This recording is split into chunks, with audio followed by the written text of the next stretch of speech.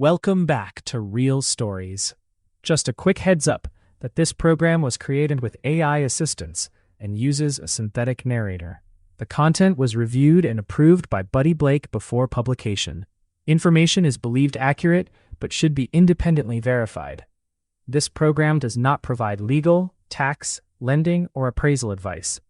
Today, we're hanging out with Buddy Blake to talk about something that's honestly pretty fascinating: proactive open houses and why the timing of when you list a home can make or break your whole selling strategy. Hey, thanks for having me. Yeah, so this is something I'm really passionate about because I see so many agents get it wrong. The core idea is simple. The first weekend your listing goes live is absolutely crucial. It's not about doing open houses constantly, it's about doing them at the right time. And that first weekend is when you've got the most momentum. Okay, so you're saying it's timing over activity. That actually reminds me, you've got this whole post about listing strategy over on your site that I think ties into this. But walk me through why that first weekend is so critical. Like, what's actually happening in that moment? So here's the thing. When you list a home, especially a new listing, there's this massive surge in online traffic and interest. People are actively searching. They're planning their weekends around open houses. They're looking at Zillow, Realtor.com, all the major portals. And we track this obsessively. We see when people are most engaged. Thursdays and Fridays are huge days for open house searches because folks are planning their weekend house hunting trips, especially here in the Wilmington area where we get a lot of people driving in from the Northeast. They're planning what they want to see, and if your house isn't out there as a fresh listing with an open house scheduled, you're missing that wave. Oh, wow. Okay, so it's like you're catching people when they're already in the mindset, already planning. I love that. But you gave this example once about a video store. Can you explain that? Because it actually makes total sense as an analogy. Yeah, so years ago I worked in a video store, and when new releases would hit, everybody would come in, rain or shine, that first weekend. People were willing to pay more, willing to do whatever it took to get the new release because there was nothing else out there. It was a new product and it had urgency. Real estate works exactly the same way. When your home is the new listing, you're the new release.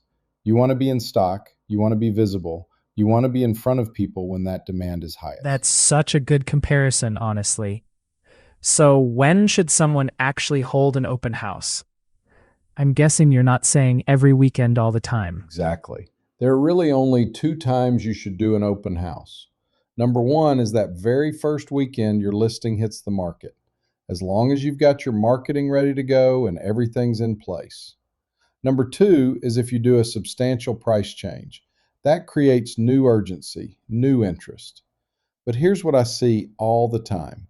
Houses sitting on the market for months, sellers getting frustrated, and then the agent starts doing open houses just to appease the seller. You know, like, hey, look, we're doing something. But that's not strategy. That's just activity. Right. And that's the opposite of what you're talking about. So if a house isn't getting showings or getting appointments on Zillow or Realtor.com, an open house isn't going to fix that, is it? No, it's not.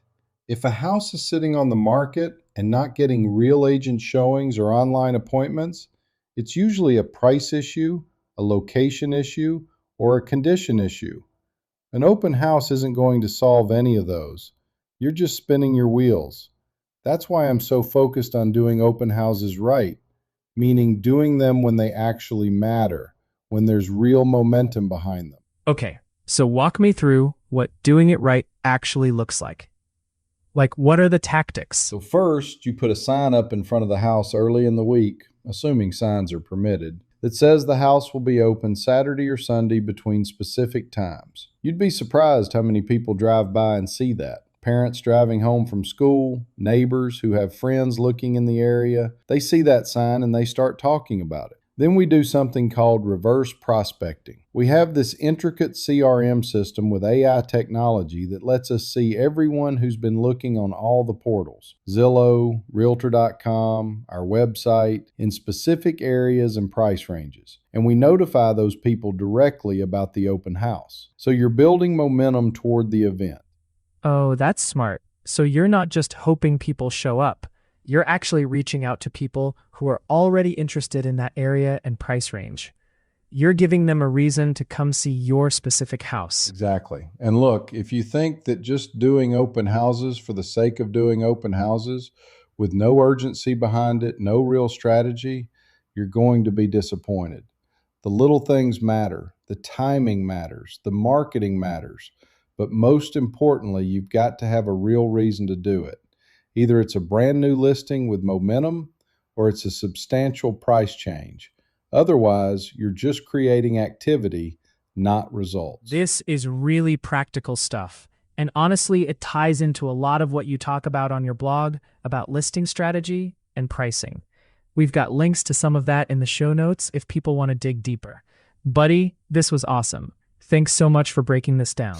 Yeah, thanks for having me. I think a lot of sellers and agents need to hear this because it's such a common mistake. Do it right, do it when it matters, and you'll see real results.